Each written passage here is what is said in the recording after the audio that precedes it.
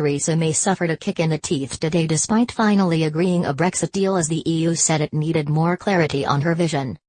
Leaders of 27 nations agreed trade talks can now go ahead, but they won't start properly until March. European Council President Donald Tusk made the announcement after signing off a first-round deal on citizens' rights, the £39 billion divorce bill in Northern Ireland.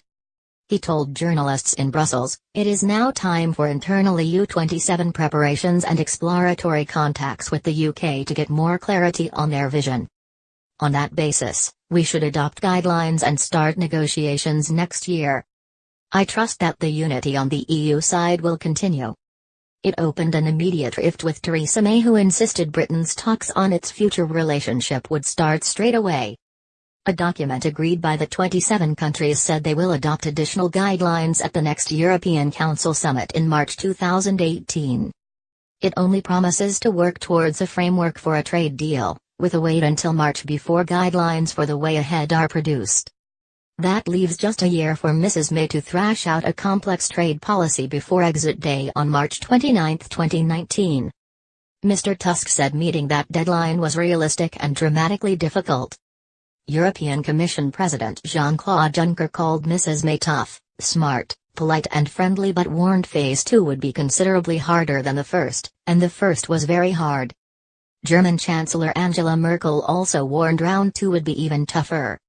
Today's long-expected confirmation came after a 15-page agreement on citizens' rights, Northern Ireland and the divorce bill was agreed last week, and applauded by 27 leaders at a Brussels banquet last night. Meanwhile, Mrs. May is suspected to be drawing up a compromise to avoid a repeat of this week's first Commons defeat over Brexit. Tory rebels helped secure a meaningful vote by a margin of just 4 in humiliating scenes the night before she went to Brussels. Now Downing Street has hinted at a climb down over a separate vote to fix the Brexit date in law, after Tory rebels threatened a second defeat. A No 10 spokesman insisted there were no plans to withdraw the government's amendment next Wednesday, which sets the date in law at March 29, 2019. But he refused 5 times to deny the government could change the wording of its amendment in a bid to appease the rebels. Instead he said, "We recognize the role of Parliament scrutinizing the bill and we will take a pragmatic approach."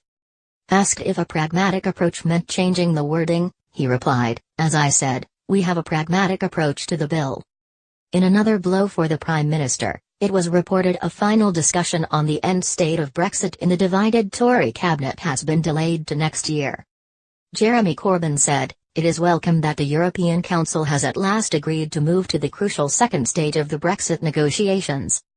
However, this should have happened months ago. The truth is that the government's chaotic handling of the Brexit talks has hindered progress, fueled uncertainty and risked economic damage.